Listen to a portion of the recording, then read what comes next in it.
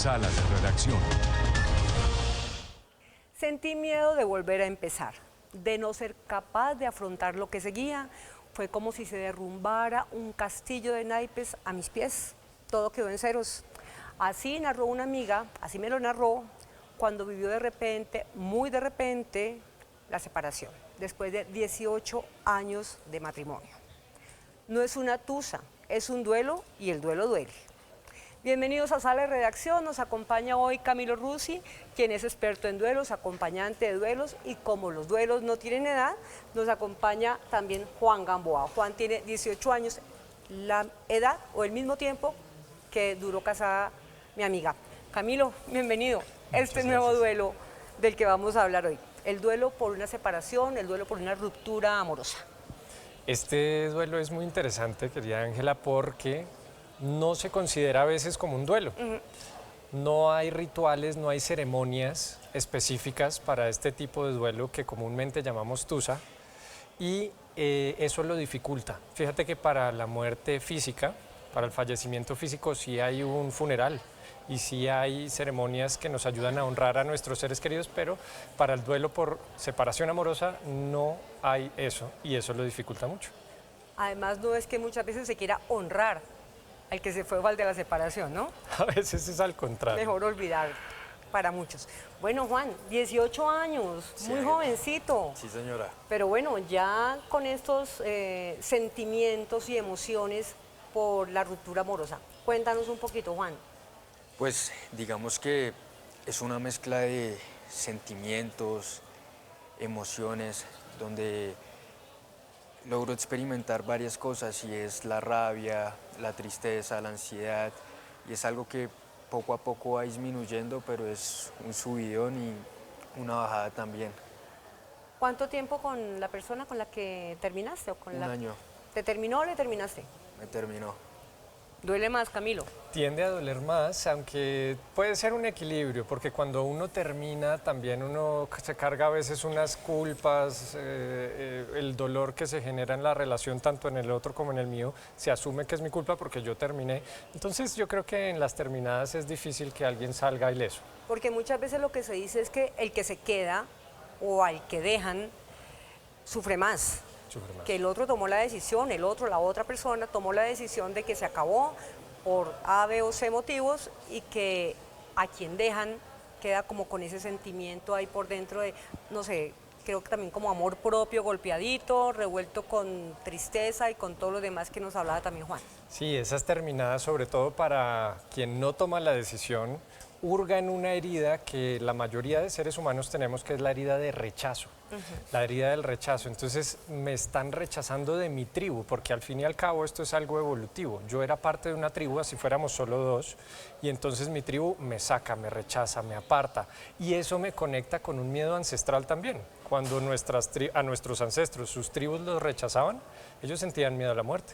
Eso mismo siente nuestro subconsciente y esa parte más ancestral de nuestro cerebro cuando nos terminan.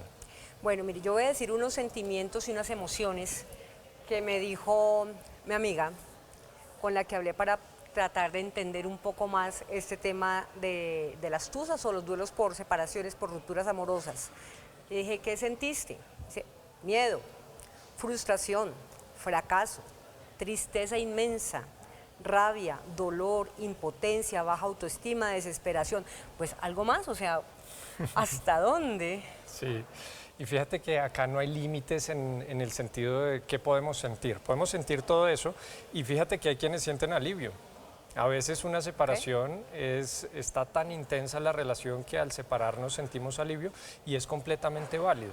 Lo que yo he aprendido acompañando a las personas es que tiende hacia estas sensaciones mucho más incómodas, sobre todo el rechazo, sobre todo la tristeza, y muchas veces de manera muy marcada la rabia. La rabia surge más cuando empezamos a proyectar lo que pasó al otro. Entonces, son emociones que son difíciles de manejar, pero quiero que se lleven el mensaje de que no son emociones negativas, no son emociones para quitarnos, son más bien para transitarlas, para ver qué nos están enseñando. Bueno, no hay edad, pero tampoco hay tiempos, Camilo. Es decir, hablamos de una relación de 18 años, de un matrimonio de 18 años. Y hablamos aquí con Juan de una relación de cuánto tiempo, Juan, y cuánto tiempo de haber terminado con esa persona. Bueno, la relación fue de 1 año, terminamos 2 veces. La primera vez el tiempo de ruptura fue de 5 meses. En ese tiempo el duelo, la tusa, como lo llamamos, fue bastante duro, pero podía vivir con eso. En la segunda vez que volvimos a intentar las cosas, ya al no funcionar fue un golpe de realidad muy fuerte, porque tenías en cuenta, no, esto va a servir, vamos a hacer, vamos a generar los proyectos y de repente todo se cae, entonces duele muchísimo. ¿Cuál fue el sentimiento que más te abordó, que más viviste en esos momentos, digamos en la segunda, o sea, en la definitiva? Yo te diría que la frustración, Ángela. El haberlo intentado y no haber podido. Exacto, y la rabia de intentarlo todo, de decir, listo, me voy a comportar bien, vamos a hacer todo y que por más que se intentara no se diera. Cuando no es, Camilo. Cuando no es, no es. Yo creo que hay algo muy importante de entender y es que nosotros construimos nuestras relaciones en base a muchas expectativas y educación cultural que hemos recibido. Entonces, ¿qué hemos recibido? Bueno, muchas veces vemos películas, vemos novelas, leemos libros que nos dicen que el amor es para siempre. Entonces, el hecho Juan de se que quería se casar. termine, bueno, por ejemplo, entonces ese para siempre cuando se rompe genera una ruptura no solo de la relación, sino de mi expectativa de la relación. Y eso duele muchísimo y eso es lo que nos genera tanta frustración porque no se cumplió lo que queríamos.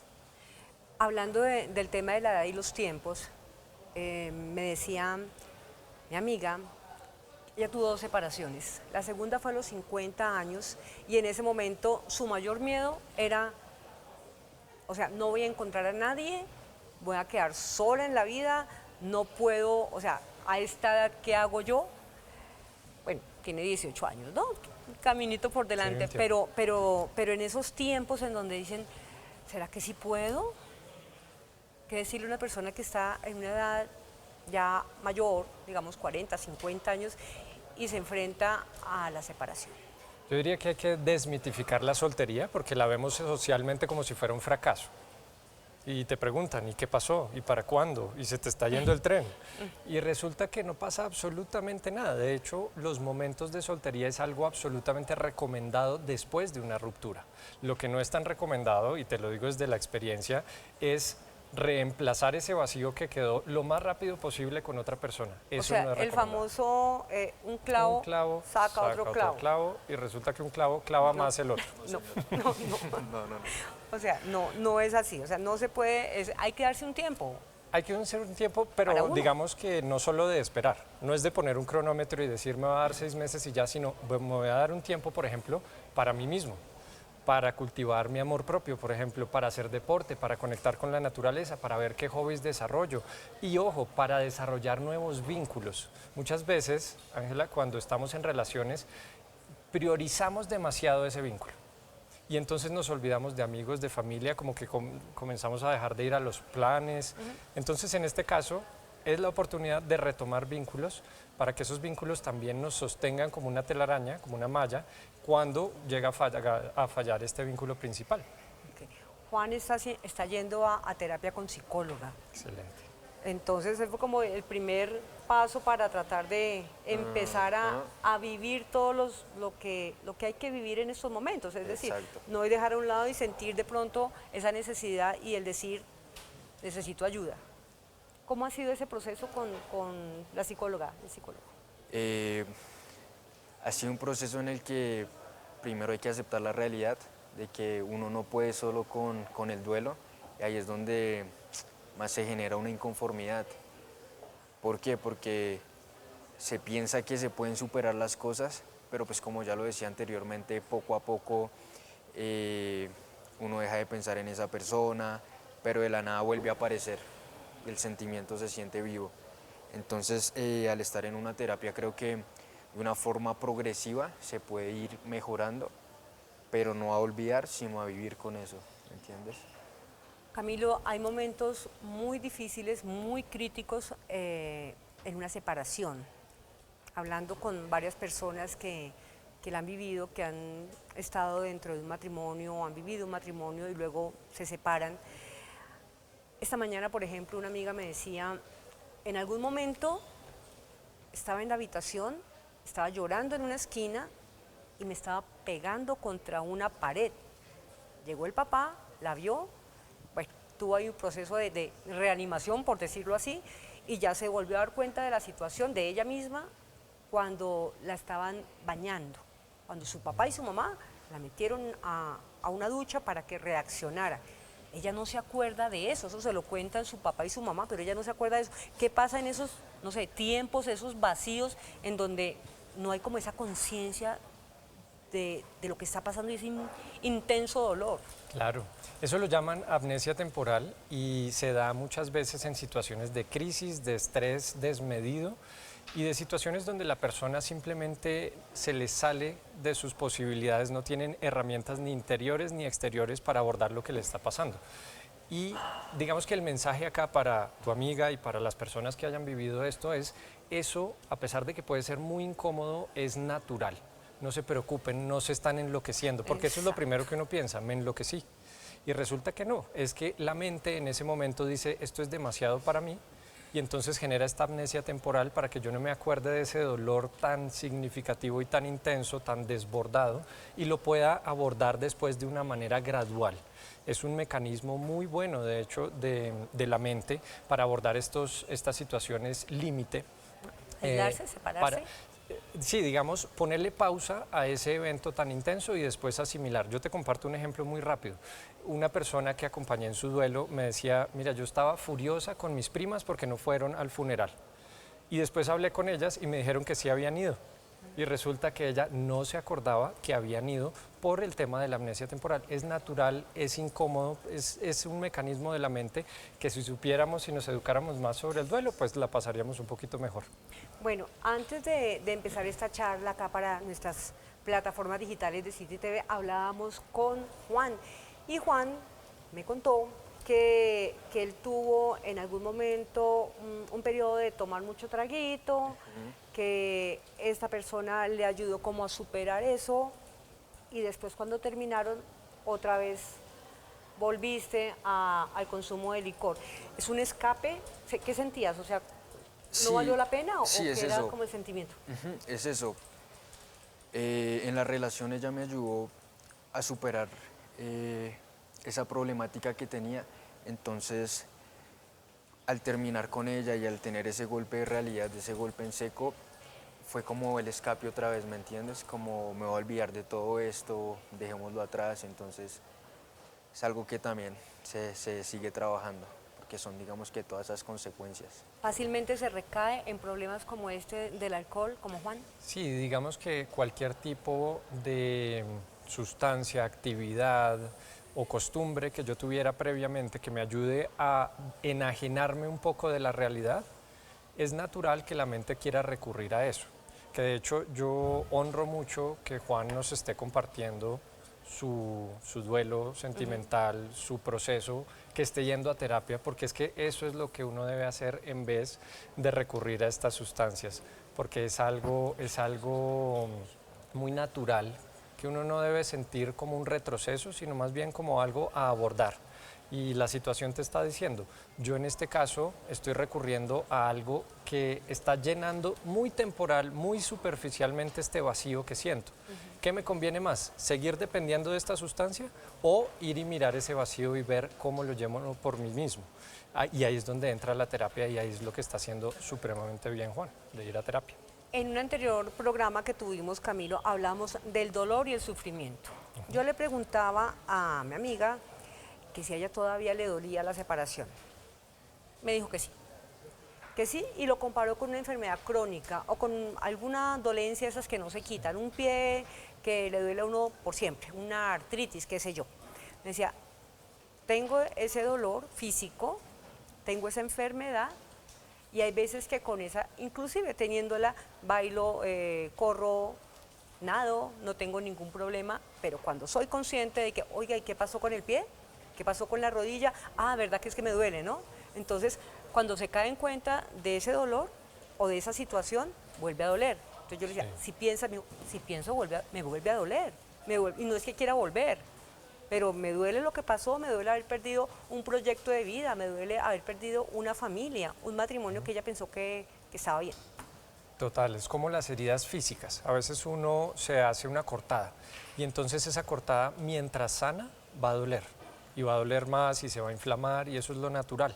Después, digamos que alguien me pone el dedo en esa cortada, pues probablemente vaya a doler.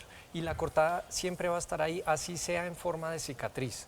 Eso es importante entenderlo. El duelo no se trata de dejar atrás, de superar y de pasar la página. Se trata mucho más de permitirse cambiar tu relación con ese dolor, porque el dolor es natural que siempre esté, pero al principio puede que esté de una manera mucho más intensa, después baja la intensidad, después sube, es como una montaña rusa. Entonces, ya que siempre va a estar, tú lo que haces es relacionarte de manera diferente con el dolor, hacer algo con el dolor y no en su contra. Ahora que hablas de ese ir y venir, me decía otro amigo, y es que a propósito de esto de los divorcios y las separaciones, 28.000 divorcios en 2002.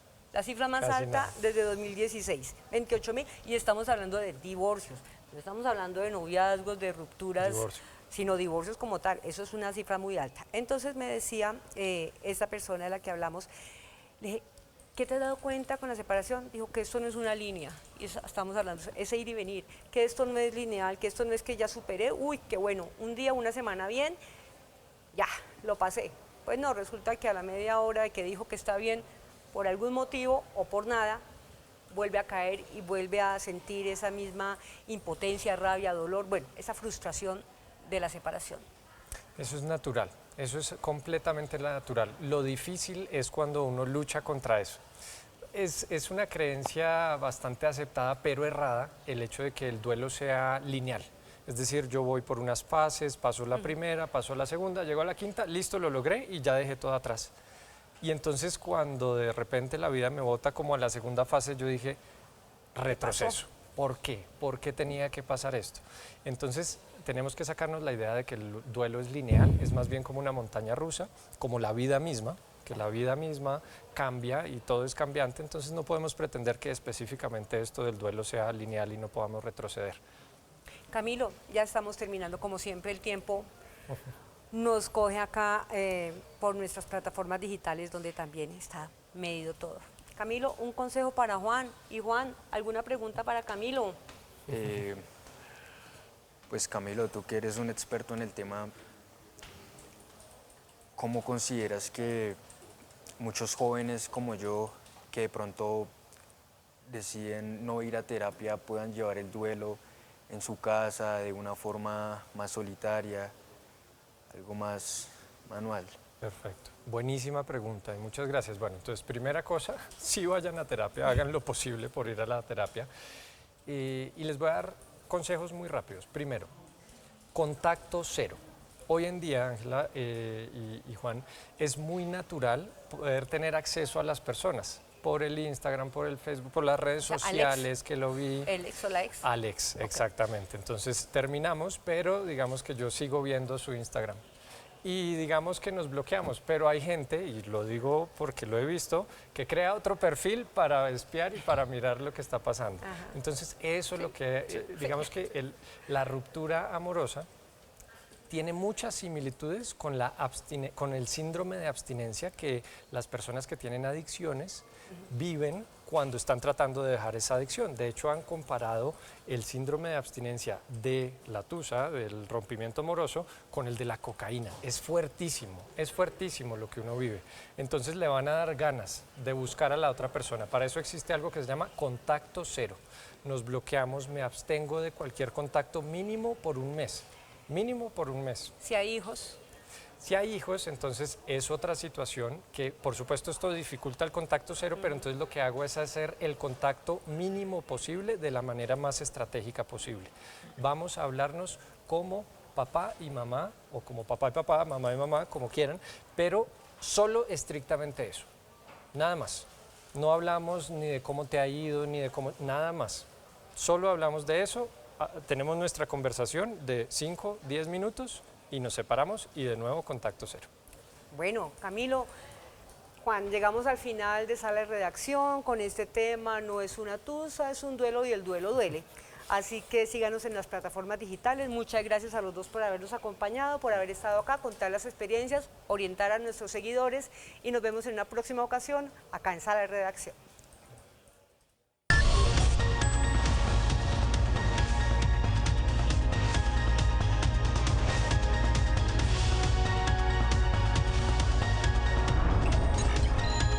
Sala de Redacción.